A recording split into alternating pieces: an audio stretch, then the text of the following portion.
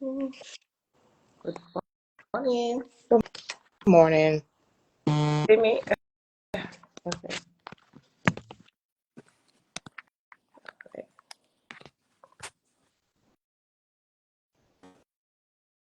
Okay.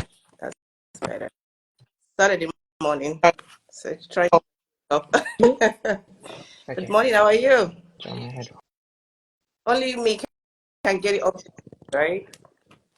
I think, well, I can see people joining.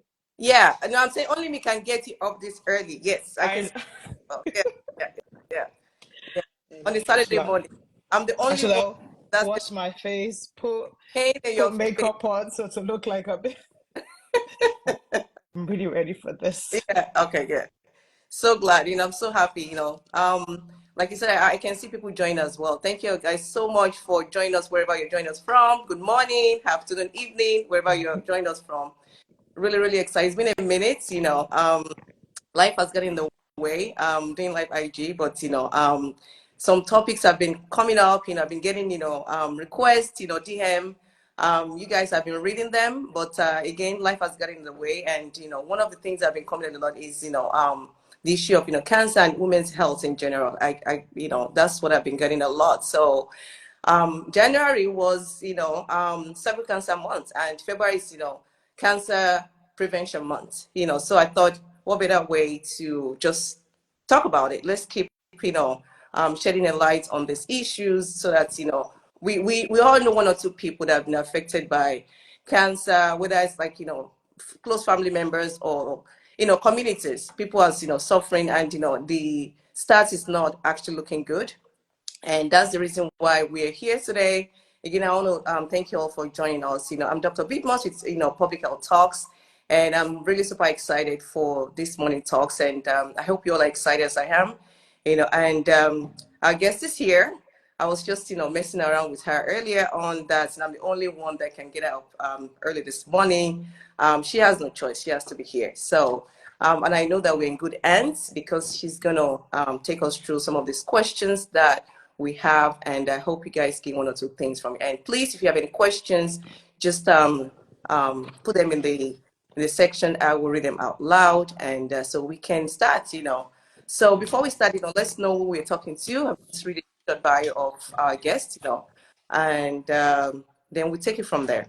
So guest here, as you all have been seeing the flyer, is Dr. Bukola Azeez, and she's an advanced nurse practitioner and family nurse practitioner. She received her bachelor's and master's degree in nursing from the University of Texas, Tyler, and a doctorate in nursing practice, DMP, from the University of Texas Health Science Center, Houston.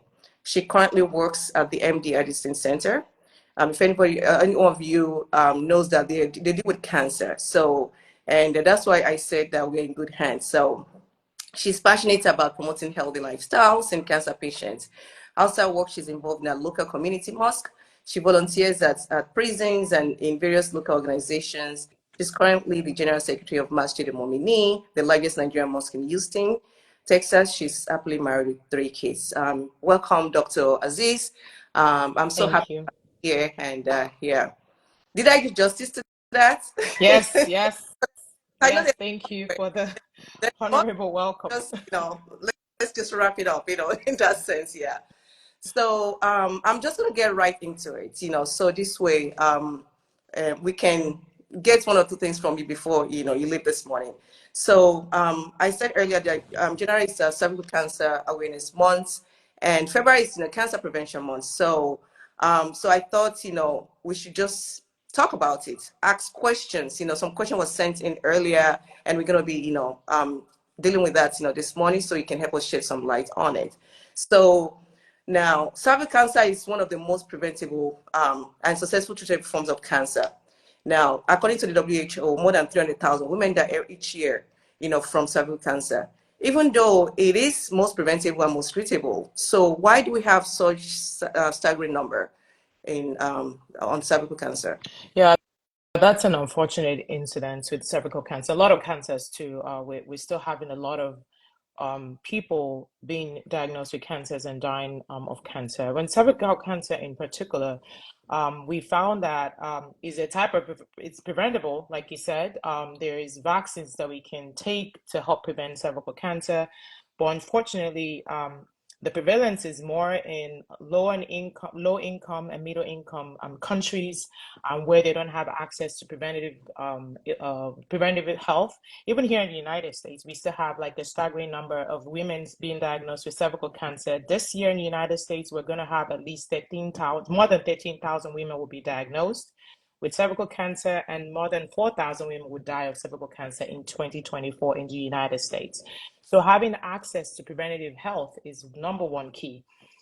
Because when you have access to preventive health, you're able to have access to screening and also access to vaccines that could also prevent cervical cancer. Cervical cancer, we have a virus called human papilloma virus that's been linked to more than 80% of cervical cancer, especially if it's high risk HPV. And this could be prevented if you're vaccinated. So vaccine is the key, and also having access to screening. Unfortunately, most of us are not getting our screening done, and a lot of us are still not getting vaccines, especially with our kids, because the vaccine is available for kids as young as 9 year old. In some of the more developed countries, the vaccine has been, available for more than 10 years, actually more than that. I think I remember it was in 2006 was when the vaccine became very prevalent, and the push to get vaccinated was in 2006. I remember that. However, in some countries like Nigeria, for example, because that's our background, it became more available last year. This is 2023, so you see the difference, and the same with a lot of the low and middle income countries. This vaccine is still not available, and people are not getting screened. I mean, and you can understand if you have not eaten, who are you going to go for a doctor to go for preventative health or to go for a check? So, like I said, low not having access to preventative health, not having access to the vaccine is the big key. That's still causing a lot of women to die of cervical cancer, unfortunately. Yes, absolutely.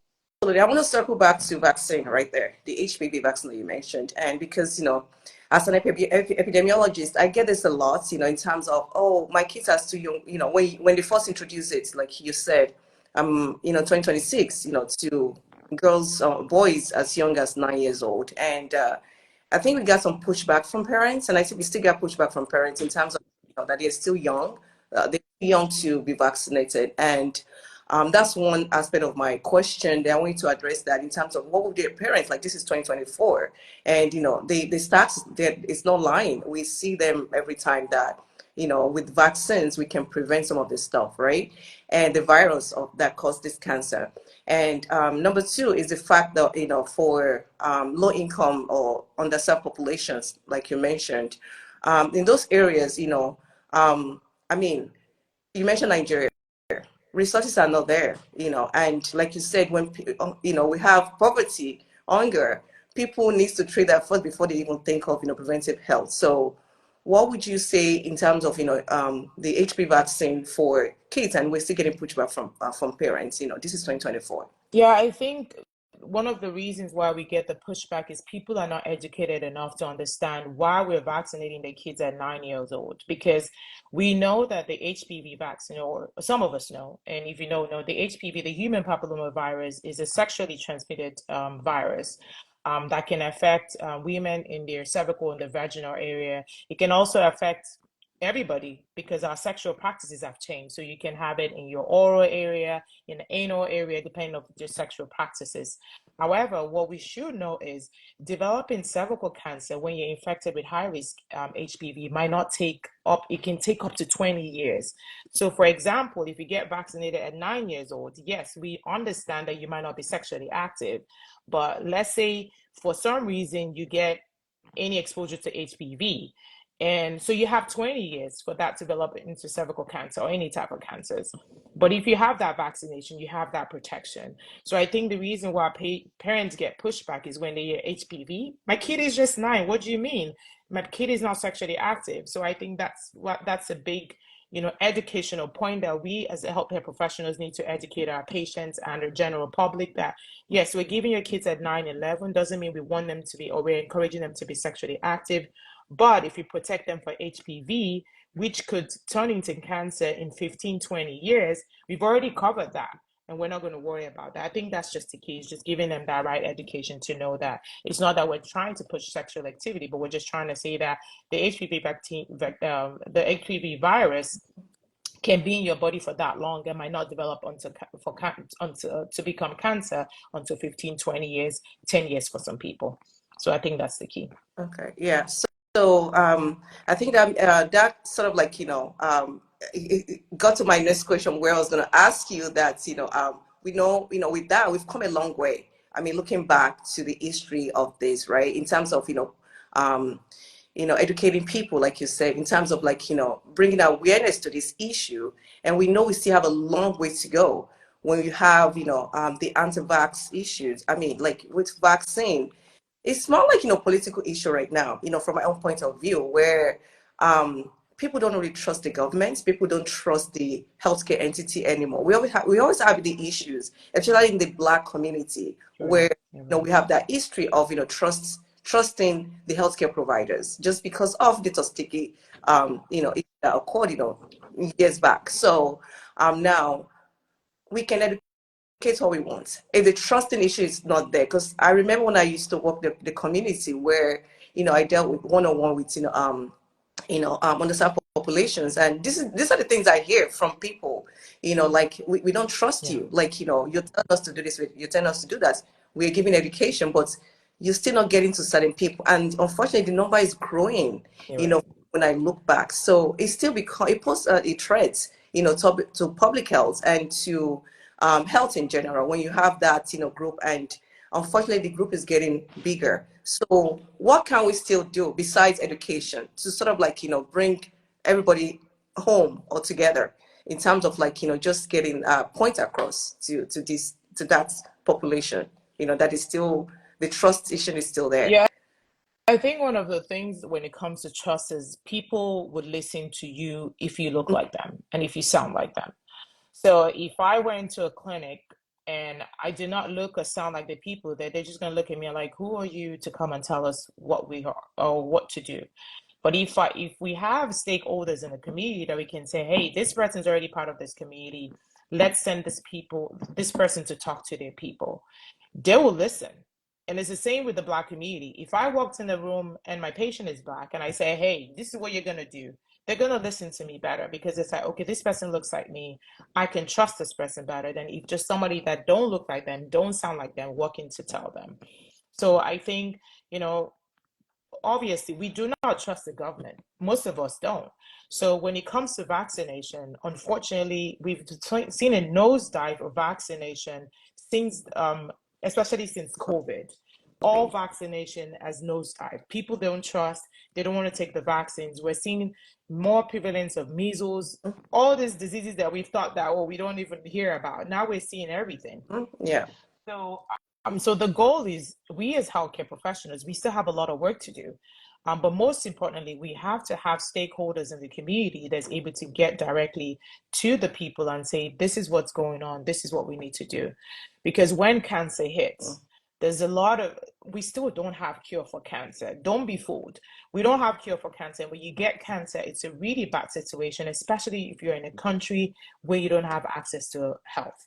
Even in countries like us, in the United States, even if you with the access, cancer is still not curable. The goal is preventing cancer, catching it early and treating it as early so we can get rid of it.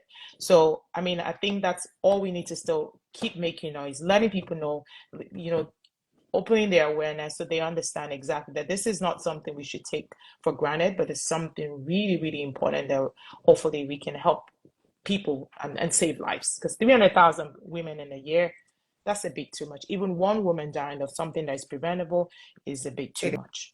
is, yeah. So I want to go back to HPV and the connection to cervical cancer, because when we talk about HPV, I think people just brush it aside from my experience anyways and from research. Um, you know, so can you tell us the connection between, I know you've mentioned it briefly earlier on, when you're talking. So I want you to go a little bit deeper into the connection between HPV and cervical cancer. So HPV is called a human papilloma virus. It's a virus that is very common, just like the cold virus. A lot of us will have some infection of HPV in our lifetime. Most of us will have it. However, there's some HPV virus, they're high risk. The high risk ones are the ones that we worry about because this high risk ones has been linked to 95% of cervical cancer. So the goal is to be able to, prevent having HPV virus at all because, or at least build your immune system so your immune system can, you know, take care of the HPV virus. Most viruses don't have cures. So the only way that the most common way that we deal with viruses is to vaccinate, and that's why we have vaccines, right? We've always had vaccination for a lot of viruses when we were little. We've used vaccine to eradicate a lot of viral infections that have been deadly in our life history as humans. Yep. Talk about smallpox that we don't hear of anymore. Those viruses were able to be eradicated because of vaccination. HPV virus is one of those viruses that can also be preventable with vaccination, where we build your body's immune system through the vaccine, and your body's able to get rid of the virus. You can still have some of the virus, but your body's able to take care of it. So when you get infected with a high risk one, which you can have, you don't there's no way to say I'm going to get the low risk one or the high risk one. The goal is to get vaccinated so you can prevent having the HPV virus, or at least help your immune system deal with the virus. So since HPV has been linked to 95% of cervical cancer, I think it's very safe to say that we should be talking about the fact that we should get vaccinated. And the thing about vaccine is, I have to mention, this HPV vaccines is not only for men, for women, it's also for men because we're having sex with men, right? So if you have HPV, you can get it from a man, depending on your sexual practices. And that's why we're also pushing boys to get the HPV vaccine because they can get the HPV virus too. And now we're seeing oral cancers from HPV because of our sexual practices. So that's why it's very important for us to get the vaccine so we can prevent, the HPV virus, or build our immune system to fight this virus that, it can be very deadly. Yeah, I like that you mentioned the boys part, just because we don't want it to think that, it's only girls, because the HPV vaccine is actually for boys and girls, really. And that's what we've been pushing for because, things have changed in the last, century or so, where, like you said, sexual preferences have significantly changed. And so it's important to sort of like, protect ourselves from all angle with vaccination. So, I mean, vaccine works, there's no doubt about it. The science is there, the proof is there, and they're there in terms of prevention and preventive practices.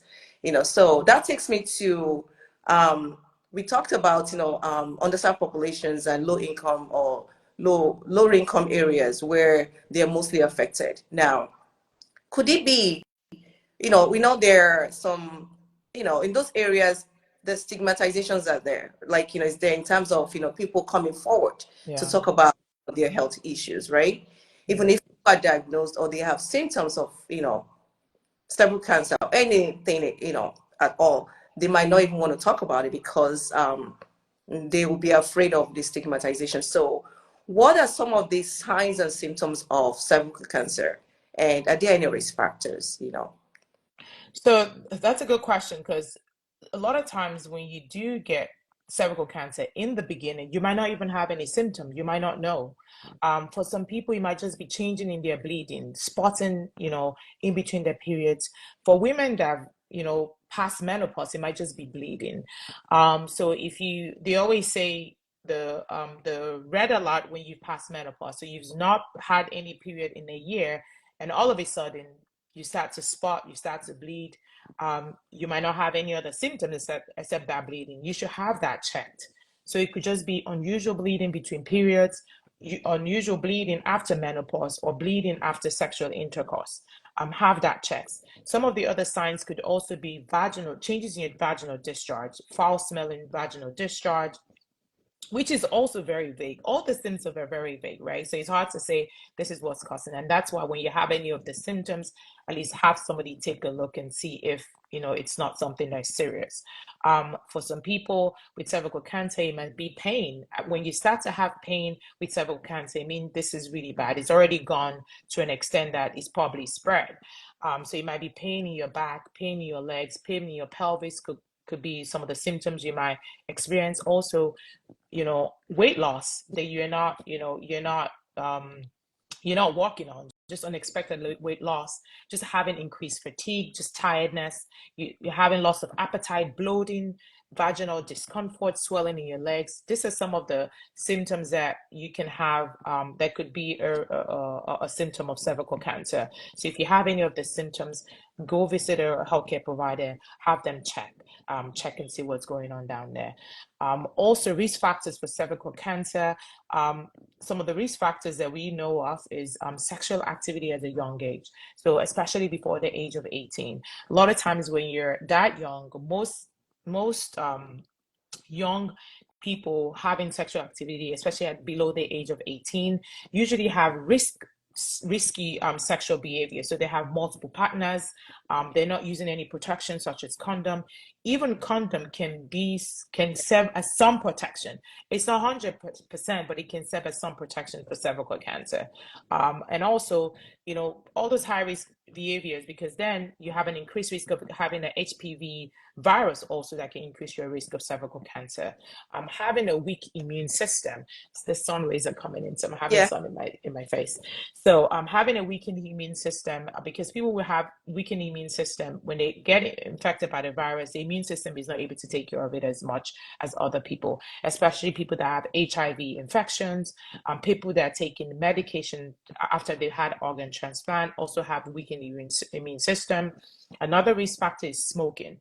Smoking and secondhand smoke can actually increase your risk of cervical cancer. Obesity is also a risk factor. Obesity has so many risk factors when it comes to so many cancers, not even only cervical cancer. If we start that, we might not finish Yeah. that today. So I'll just leave it at that. If you're obese, that's a risk factor for cervical cancer. Another risk factor that we cannot explain why is having exposure to using oral birth control. So some oral birth controls have increased your risk of cervical cancer. We still cannot explain this connection, but just is something for you to know. Also, we found that women that have had more children, multiple births, can also have an increased risk of cervical cancer. We still cannot explain this connection also. So those are some of the risks. Another important risk that I think that we should also talk about is being exposed to a type of drug called diethylstilbestrol. This medication was one of the medications that used to be given in the 1960s. I don't know if it's still out there. Hopefully it's not still out there. But if you had exposure to that drug, if your mom took it and you were in the womb, you also have an increased risk of cervical cancer. So these are some of the risk factors that we should be aware of. Somebody asked a question about, does HPV vaccine helps or prevents? Yeah, I think that's, yeah, prevent it. Yes, HPV vaccine helps you to prevent having HPV infection and or helps build your immune system to deal better with HPV infection and hopefully reduce your risk, because we found that having the high risk HPV can actually increase your risk of having cervical cancer by 95%. That is a lot of percentage. So at least if you can get vaccine, you decrease your risk significantly. Yeah. Yeah, so I hope that answered their questions. And um, so we've been talking about cervical cancer. So, like, can you tell us, like, who should get screened for cervical cancer and why is it important, the screening? So screening is secondary, right? We've already talked about primary, which is you taking vaccine, you staying healthy, decreasing your risk factors, sexual partners, obesity, using protection. Those are primary risk factors. Mhm. The secondary risk factors is screening. So screening is you actually going to a doctor to see, oh, can you check my cervix to see if everything is fine? Screening is different depending on where region of the world you are. In the United States, it's advised to start screening at the age of 21 years old. And that's the reason because in the United States, the sexual practice is different from Yeah, from different. other parts of the world. So they advise from age 21 you start screening. So screening is you go do what we call the pap smear, where the doctor goes in, takes a scrape of your cervix, send the test to the lab for you to get checked. This is from age 21 is where we advise. Up to screening should be from age 21 up to age 65 is what's advised in the United States. Screening is different depending on what they do. So a lot of times from age 21 to 29, the United States would do just the pap smear, because at that time we still consider you that the risk is still a bit low. But from age 30, you do the pap smear plus the high risk HPV testing. The pap smear also can detect HPV virus, but the going to look for another extra test for the high risk HPV is started at age 30, and you do that up to age 35. So from age 21 to 29, you do the pap smear every 3 years. Once you hit age 30 and you start doing pap smear with the high risk HPV, then you can do it every 5 years. So if you're here in the United States or you're in any other first world country, you absolutely don't have any reason not to be doing your pap smears and doing HPV testing. In some of the other countries, in Nigeria, it's different. In Nigeria and some other African countries, the WHO actually advised to start screening at age 30. And the reason is because sexual practices are different then. So age 30, every 5 years, you do the pap smear plus the HPV testing. I was trying to go to do a Google search to see the prevalence, to see how many people are actually doing pap smear. And we found that maybe like maybe like less than 8% of Nigerian women have had a pap smear. Yeah. And less than 3%, or maybe around 3%, even know what a pap smear is. They don't even know what it is. Yeah. So this is really, something that, that breaks my heart, because in Nigeria this year, I think it's been projected that there are going to be at least 12,000 new cases. Last record was in 2020, 12,000 new cases of cervical cancer in Nigeria for that year of 2020, and 8,000 deaths because people are not getting screened. And Yeah. this is even the data we Another have. another thing is the availability of data. That's I was going to say that, because we don't really have accurate data in that in that part of the world and other part of the world as well, like low income countries. It could be higher than that, and yeah. So yeah, sorry, I just wanted to put that in there. Yeah. Yeah, somebody saying that awareness of past in Nigeria is important. I mean, it's something that's I think we're way behind in terms of Yes. letting people know, because people don't even know what it is. They don't know what it. We did a poll. I know you suggested do a poll, and we did a poll, and 4 out of 5 people, 80% of people that participated in the poll said that they've gotten HPV, which is some kind of relief, in a Yeah. way. And this is like different people that participated in the poll. So, but I just don't know if you can generalize that, or that's representation of everybody else. I mean, Everybody. yeah, Yeah. that's just people that they're following our page. But other than that, like you said, we still have a long way to go. If people don't know what HPV is or pap smear is, then it's just really heartbreaking, because where do you start from, You're really? right. You're right. That's what You're right. went through my mind when you said that. So just trying I to. mean, I think one thing that we need to realize is cancer in general has increased a lot. In the last 50 years, we've had increase of cancer generally in all types of cancers. So, I mean, the best that we can give ourselves is prevention. You don't even want to get it. It's prevention. And if we can do the primary prevention, taking care of your health, doing the vaccine and screening. So if you're in Nigeria, the pap smear you can do every 5 years. So if you've done it this year, you don't have to think about it for 5 years. And I looked at the Let's cost. have the your high risk, of your family or something. Yes, Yeah, because saying that they have some. Say we have some health sectors offering free pap smear once a year. I guess in Nigeria. in Um, Nigeria. but, Oh, but I mean, which is good. The question is, how are people utilizing that resources? Like you said, they don't even aware. They're not aware of what that is, or yeah. that resource is even available. So yeah. So because having that kind of service is one thing. Another thing is like educating people on what that service is for, so they can You're right. go and use it And and get it. take advantage, Yeah. um, take advantage of the resources. Yeah. You're right. You're right. Yeah.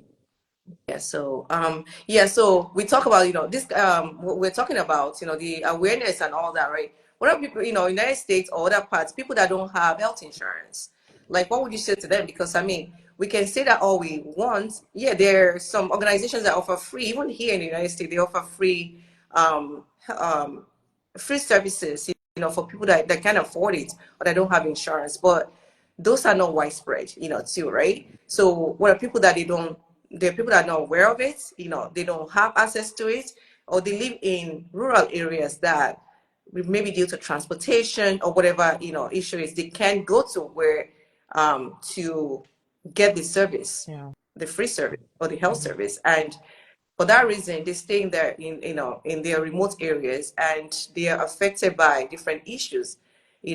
Forget about cervical cancer. There are other health issues that are preventable that they don't have. So what would you say to people that don't have access to healthcare due to Um, insurance means? I mean, prevention is key. I've talked about some of the risk factors, obesity, Mhm. multiple sexual partners. It's key to use condoms. If you're going to be sexually active, at least use a condom. It doesn't protect you 100%, but it does offer some protection. Limit sexual partners. I mean, that's just, that's something that you just have to decide exactly those choices you want to make. Um, we've always also found that if you circumcise, this is so random. And Circumcision of male kids mm, are actually reduce risk of passing HPV viruses. yeah, So those are some of the things that's easy. We do it in Nigeria. They circumcise your babies. Make sure your boys are circumcised. Make sure you're limiting your risk factors when it comes to prevention. If you have access to vaccine, at least get one. If you're able to get one, the WHO is saying that the one dose is actually as good as having multiple doses, because here in the United States, if you're between the age of 11 to 14, the requirement is two doses of the vaccine, 6 to 12 months apart. Age 15 to 26, the requirement is three doses. And now you have the vaccine available up to age 46. I just got my own vaccine recently because when it came out, I was too old to get it. I was more than 26, so I couldn't get it at that time. But most recently, I think it was 2 years ago, the in American is saying that you can get the vaccine up to age 46. So if you're younger than 46, you can still get the vaccine. And so you have access. If you're able to at least get one dose, do that. If you're in the United States and you don't have insurance, look for your county's health center. Your county always have health centers. Those are for, they're cheap. I used to use that when I didn't have insurance. When I first moved here, my first point of for health and vaccines was the county clinics. So find a county clinic. No matter how rural you were in the United States, there has to be a county clinic somewhere that you can go. Get your vaccine, get your pap smears. They're usually free or very low cost. So make sure that you have some access to some preventative type, health wherever you are. In Nigeria, it's a different case. In Nigeria, prevention is key. So managing your prevention, like I said, limiting sexual partners, condoms, managing obesity, eating right, exercising, building your immune system from inside out is very good. And if you have access, ask. Go to your health centers. I mean, I live in Lagos and I know Lagos have some health centers, even some other places in Nigeria. Go to them, go ask, go to your local government. You're voting, right? You're giving money, you're paying taxes. Go to your local government, ask, oh, what's going on? I heard that this vaccine, what vaccines do you have? Because I know HPV was just introduced in Nigeria in 2023, last year. So ask questions. Sometimes if you don't ask, you don't yeah. know, because people will not tell you. But if you keep asking, now that we have, access to internet, access to, a lot of things, you can just post it on your Instagram, post it on your TikTok, post it, share awareness with your friends and your family. Let's spread the word. Those little posts that we posted that make a lot of changes in the world, do not underestimate your posts. So start asking questions and have people spread the word too. Yeah, you have to remember too that public health is everywhere. No matter where you go in any part of the world, there's always public health services. So you're gonna have to ask. In your communities, there's always something in your community. About community health services that they're rendering to their people. Like she said, you're paying taxes, you're voting for your government, and so that's where they're there for. To help you, even if it's not free. the money is usually low cost, So, and so what tips would you have for women, young girls, or anyone in general regarding cancer prevention? So That's a very broad one, but I think for cancer, the similarities are the same. There's similarities. If we put cancer in a broad category, is there are some cancers that are preventable by vaccination. HPV is one of them. You can get oral cancer from HPV. You can get anal cancer, cervical cancer, penile cancer. So you can get cancer everywhere from HPV. If there is vaccine available, please let your kids get vaccinated. We're not saying that because your kids are getting vaccinated at age 9, we're not pushing them to be sexually active. We're protecting them because the HPV virus, changing to become cervical cancer might not happen until 20 years after they get exposed to the HPV. If you're kissing your kids, you can actually give your kids HPV yeah, because you can get it from your sexual practices from oral sex. So don't ever underestimate that importance of getting vaccination. This decrease your risk. Like I said, lifestyle is very important. What are you eating? Are you exercising? Are you watching your weight? Obesity is linked with so many cancers, including colon cancer, cervical cancer, prostate cancer, so many other cancers that obesity has been linked to. Breast cancer if you're postmenopause. So if you can decrease your risk by exercising, watching your diet, staying healthy, it's very important to decrease your risk. Managing stress. Some cancers has been linked to chronic stress. Managing your stress. You cannot solve the world problem. You and I cannot solve the world problem.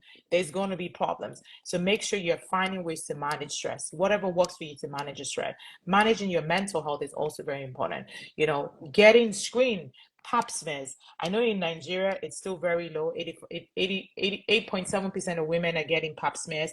Today you have the power of social media. Post it, ask questions. Make sure you're asking your government. You can send a message to your government now, to all this public health, to all this, to your senators, to your local government chairmen. Hey, do you have this vaccine? Go to the local government, office. Ask what they have. It's very important to increase awareness. You never underestimate the power of you taking steps to do something, educating people. So those are the things that are just very important. I mean, some of these things are so preventable, and I think we should do more to help our fellow humans. It's just all about humanity at this point. it is. I love that somebody said that. I guess it's a great thing that the Lagos State government announced this. They have announced the vaccine last year, and they encourage people to get it.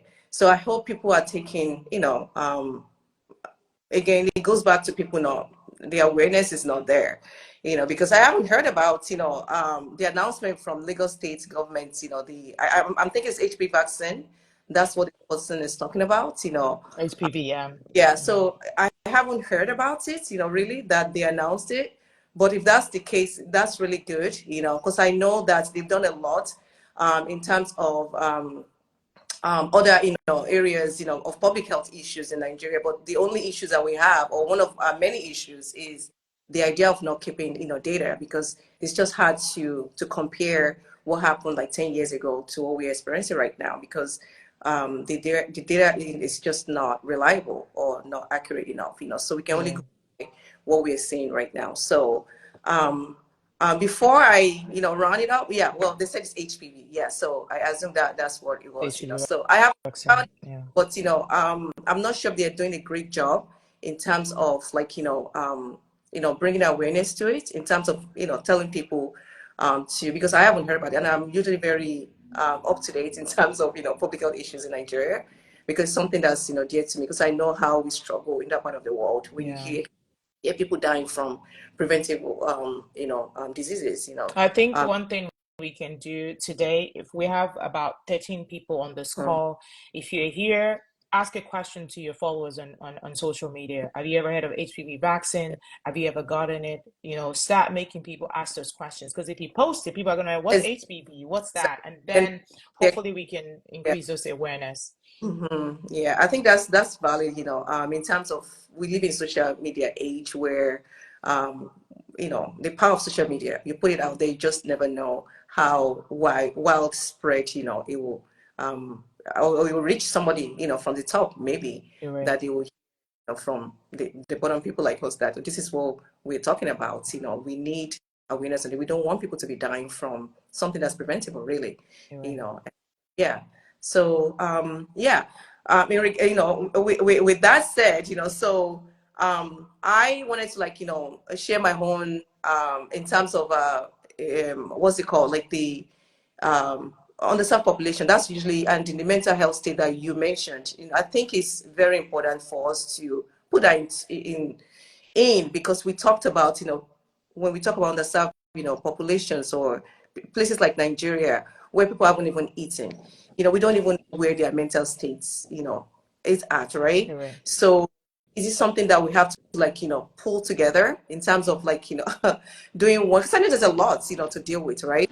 But at the same time, like, do they go hand in hand, or is something that we have to be separated? Do you know what I mean? Yeah. In terms what we're talking about right now, cervical cancer issue or cancer, prevention in general, or, other, issues affecting the population as a whole. Because You're right. people will, knowing the culture, because that's another big thing, right?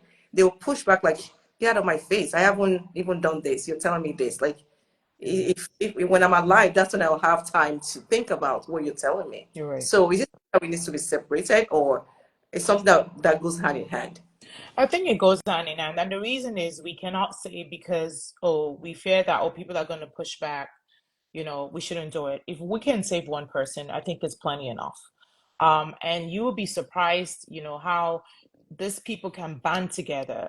We are very resilient community. Nigerians are very resilient, no matter what situations they are facing. Go to the marketplace, put a radio in the middle of the market. People are going to dance. They are Yes. having a hard day, but they will dance. So I think the goal is just meeting people at the point of their needs, right? If you go to the market, I remember those days when we were little, they will bring the vaccines to the marketplace or bring the vaccines where the kids are. Give them sweet, you get a vaccine. They're just so little things. Sometimes the effort is just a little effort. If we're not making that effort at all, then we can't complain. But sometimes you just need to take a little effort and see if it's able to save one life. That's plenty of life we've saved. And I think that's what we need to do. So today, you and I have a power of social media.